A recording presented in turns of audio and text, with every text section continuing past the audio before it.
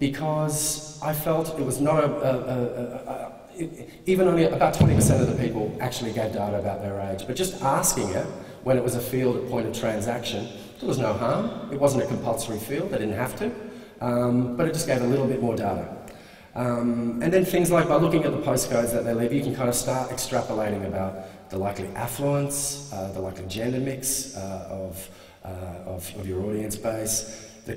And then you can look at kind of hard behaviours too, like average spend per transaction and the different genres they attended, what communication channels they've signed up to so that you know how you're going to communicate with them. Their price type specifications is a good one, like are they buying family tickets or are they buying student tickets? But that's only kind of a value if you've got a process where you're checking that data. I mean, are they really a student, or did they just buy a student ticket because they could get one on the website and nobody checks at the door? You know, just kind of challenge that stuff.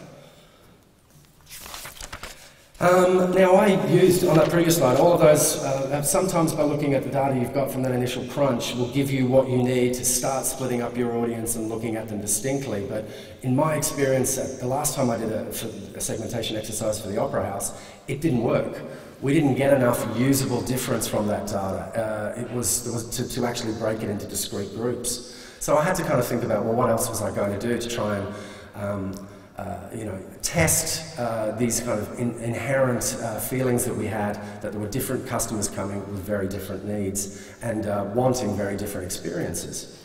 So I actually went through and I grouped the data differently. I went back to all of did an output of all of the event data from Sydney Opera House self-present events in the last 5 years.